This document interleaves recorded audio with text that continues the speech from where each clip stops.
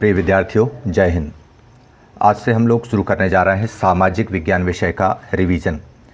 चूँकि हमारी वार्षिक परीक्षाएं अब सामने आ चुकी हैं, इसलिए हमारे लिए ज़रूरी हो जाता है कि वो पूरे कंटेंट जो हमने साल भर पढ़े हैं उनका एक बार रिवीजन हो।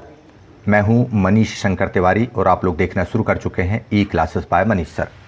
इसके अंतर्गत हम रिवीजन में सबसे पहले तो अपना गोल डिसाइड करेंगे। हमारा गोल है मिशन 100%।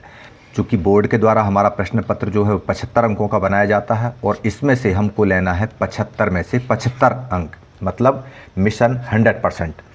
मिशन 100% तभी सक्सेस होगा जब हमको ये पता हो कि हमारा सिलेबस क्या है। मतलब एमपी बोर्ड ने 2025 के लिए क्या सिलेबस तय किया हुआ है हमारे सामाजिक विज्ञान के लिए। चलिए हमारी चारों किताबों के उस सिलेबस को सबसे पहले हम देख लेते हैं। यहाँ पर सबसे पहले हम बात करते हैं भूगोल की। भूगोल में कुल 7 अध्याय आपको दिए गए हैं जो आपने साल भर पढ़े हैं। संसाधन और विकास 4 अंकों का, वन्य एवं वन्यजीव संसाधन 4 अंकों का, जल संसाधन 1 अंक का, कृषि संसाधन 3 अंक का, खनिज तथा ऊर्जा संसाधन 4 अंक का। और आपको बता दूं कि मैप वाला जो प्रश्न है 23वें नंबर का जो क्वेश्चन आता है वह इसी अध्याय से आएगा, जिसमें 4 स्थान मानचित्र में भरने के लिए आपसे पूछे जाएंगे। इसका 6वां अध्याय है विनिर्माण उद्योग, यह भी 4 अंक का होगा। और राष्ट्रीय अर्थव्यवस्था की जीवन रेखाएं, यह 7 अंकों का होगा। इस तरह से भूगोल विषय आपको 27 अंक प्रदान कराएगा। जबकि इतिहास की हम बात करें कि इतिहास के जो 5 अध्याय हैं ये कितने अंक दिलाते हैं हम देखते हैं। यूरोप में राष्ट्रवाद का उदय बहुत लंबा चैप्टर है और कुल अंक हैं 2। जबकि भारत में राष्ट्रवाद बहुत अच्छा चैप्टर है, समझ में भी बहुत अच्छा आता है। कुछ चीज़ों पर हमारी समझ बहुत अच्छी हो जाए तो इसके 7 में से 7 अंक लिए जा सकते हैं और हम लेकर रहेंगे। इसका अगला चैप्टर है भूमंडलीकृत विश्व का बनना, 3 अंकों का है। चौथा चैप्टर औद्योगिकरण का युग 4 अंकों का है। और मुद्रण संस्कृति और आधुनिक दुनिया, यह भी 4 अंकों का है। इस तरह से इन 5 चैप्टर से मिलाकर इतिहास में होते हैं 20 अंक, यानी भूगोल के 27 और इतिहास के 20 अंक मिलाकर के आपके टोटल 47 अंकों की तैयारी होगी। इसके बाद हम बात करते हैं राजनीति विज्ञान की। राजनीति विज्ञान में पहला अध्याय सत्ता की साझेदारी 2 अंकों का, संघवाद 4 अंकों का, जाति धर्म और लैंगिक मसले 2 अंकों का, राजनीतिक दल वाला अध्याय जो है वह 4 अंकों का होगा और लोकतंत्र के परिणाम 3 अंकों का होगा। इस तरह से राजनीति विज्ञान कुल 15 अंकों की हो गई।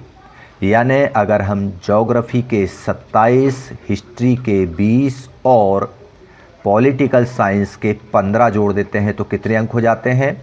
62 अंक हो जाते हैं। इसके बाद हम देखते हैं अर्थशास्त्र को। अर्थशास्त्र में कुल अध्याय हैं 4। विकास वाला अध्याय 2 अंक का है। भारतीय अर्थव्यवस्था के क्षेत्रक 4 अंक का है। मुद्रा और साख 4 अंक का है। वैश्वीकरण और भारतीय अर्थव्यवस्था वाला अध्याय 3 अंकों का होगा। इस तरह से 4 4 8 और 2 10 और 3 13 अंकों का अर्थशास्त्र हो गया। वो पिछले धन 62 अंकों की ज्योग्राफी, हिस्ट्री और पॉलिटिकल साइंस हो गई। कुल अंक हो गए 75। अब हमको इन पूरे 21 चैप्टर्स को 3 फेज़ में बांटना है। 3 फेज़ में बांट करके हम इसकी तैयारी करेंगे, क्योंकि हमारे पास में लगभग 3 सप्ताह तैयारियों के लिए हैं। एक फेज़ में हम 7 अध्याय शामिल करेंगे और इस तरह से एक एक फेज़ करके तीनों फेज़ में हम सारे 21 चैप्टर को पूरा रिवाइज़ कर लेंगे और बहुत कम समय में और बहुत अच्छे कंटेंट के साथ में। सबसे पहले हम पहले फेज़ की तैयारी पे आपसे चर्चा कर लें कि पहले फेज़ में हम न्यूनतम शुरू के ये 7 अध्याय शामिल करेंगे, जिनसे अधिकतम 34 अंक हमको मिलने जा रहे हैं। इसके बाद सेकंड और थर्ड फेज़ में शेष अन्य अध्यायों का हम अध्ययन करेंगे। तो चलिए हम देखते हैं कि ये जो 34 अंक के प्रश्न हैं ये कौन कौन से लेसन से तैयार होने जा रहे हैं। तो चलिए हम जानते हैं कि ये 34 अंक लेने के लिए पहले फेज़ के वे अध्याय कौन कौन से हैं। तो वो ये हैं आपके सामने इस तरह से। इसके अंतर्गत सबसे पहले हम देखेंगे भारत में राष्ट्रवाद। जिसमें हम जानेंगे पहला विश्व युद्ध किन किन के बीच में हुआ, इसका क्या प्रभाव पड़ा।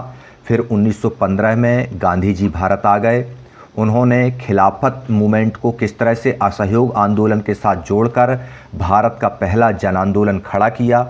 जब वह पहला जन आंदोलन शुरू हुआ तो उसके अंदर भाग लेने वाले अलग अलग लोग, चाहे वे शहरी लोग हों, चाहे वे अवध के किसान हों, चाहे वे आंध्र प्रदेश की गुडेम पहाड़ी के आदिवासी हों, चाहे वे बागान के श्रमिक हों, इन लोगों ने उस आंदोलन को कैसे लिया और जस्टिस पार्टी की भी हम इसमें बात करेंगे।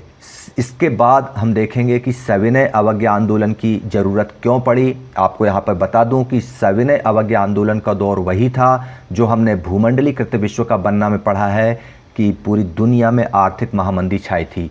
उस आर्थिक महामंदी की छाया में भारत में सविनय अवज्ञा आंदोलन हुआ था, जिसका क्या प्रभाव पड़ा इसे देखेंगे हम। सामूहिक अपनेपन के भाव ने अंततः भारत को एक राष्ट्र बना दिया और 1947 में भारत आज़ाद हो गया। इसे हम देखेंगे। मानचित्र अंकन में आपको बता दूं मैं कि पिछले प्रश्न पत्रों और पिछले अनुभव के आधार पर आपको लगभग 25 से 30 ऐसे स्थानों के नाम बताए जाएंगे जिनमें से ही वे 4 स्थान पूछे जाएंगे और उन 4 स्थानों को आप मानचित्र में अंकित करके पूरे 4 में से 4 अंक हासिल कर लेंगे। इसके बाद हम बात करेंगे संसाधन और विकास अध्याय की, जो कि 4 अंकों का है। इसमें हम जानेंगे संसाधन किसे कहते हैं, उसके प्रकार कितने होते हैं, और इस अध्याय में 2 संसाधन दिए गए हैं। एक दिया गया है भूमि संसाधन और दूसरा दिया हुआ है मृदा संसाधन। इनका विकास, इनका उपयोग, इनका निम्नीकरण और इनके संरक्षण पर चर्चा करेंगे। इसके बाद हम देखेंगे वन एवं वन्यजीव संसाधन। इसका सबसे महत्वपूर्ण पहलू है जैव विविधता और पारिस्थितिकी तंत्र। इसके बाद हम देखेंगे कि वन्यजीव संरक्षण अधिनियम की आवश्यकता क्यों हुई और इसके बाद टाइगर प्रोजेक्ट क्यों आया। प्रबंधन की दृष्टि से वनों के प्रकार, आरक्षित, रक्षित और अवर्गीकृत। सबसे ज़्यादा आरक्षित वन मध्य प्रदेश में हैं, इनको हम जानेंगे, समझेंगे। और केवल सरकार की जिम्मेदारी इन संसाधनों को बचाने की नहीं, समुदाय की भी है। तो हम देखेंगे बीज बचाओ आंदोलन, भैरव दो डाको परियोजना, सरिस्का, टाइगर, इन सारी चीज़ों को हम समझेंगे रिवीजन के साथ पहले फेज़ में। इसके बाद हम अर्थशास्त्र का मुद्रा और साख पढ़ेंगे कि कैसे वस्तु विनिमय के स्थान पर मौद्रिक विनिमय आया, और जब मौद्रिक विनिमय आया तो मुद्रा के कौन से रूपों का चलन आधुनिक रूप से जारी रहा, जिसकी वजह से हमको बैंकों की ज़रूरत पड़ी। और बैंक जब आ गए तो उन्होंने लोन देना शुरू किया। लोन उन्हीं को मिला जिनके पास साख थी तो हमने देखा कि बैंकों वाली साख और बिना बैंकों वाली साख में किस प्रकार का अंतर था, उनमें क्या स्थितियां उत्पन्न हो रही थी उनमें, ये देखेंगे। और अगर बैंकों से लोन लेने के लिए किसी के पास में साख ना हो तो स्वयं सहायता समूह किस तरह से साख निर्माण करेंगे, इसको हम समझेंगे। फिर देखेंगे पहले फेज़ में राजनीति विज्ञान यानी पॉलिटिकल साइंस का अध्याय 2 संघवाद। संघवाद किसे कहते हैं, एकात्मवाद से यह किस प्रकार अलग है। संघवाद की 7 विशेषताओं पर चर्चा करेंगे। संघों के प्रकार जो 2 प्रकार के आपकी किताब में दिए हुए हैं, कमिंग टुगेदर और होल्डिंग टुगेदर, साथ आकर संघ बनाना, साथ लेकर संघ बनाना। फिर देखेंगे कि भारत में संघीय व्यवस्था कैसे चलती है और सत्ता का विकेंद्रीकरण कैसे होता है। पहले फेज़ की जो तैयारी होगी उसका पहला अध्याय होगा राष्ट्रीय अर्थव्यवस्था की जीवन रेखाएं, जो कि भूगोल का अंतिम अध्याय है। इसमें हम जानेंगे कि व्यापार और व्यापारी किसे कहते हैं, व्यापार को चलाने के लिए परिवहन और संचार के साधनों की क्या भूमिका है।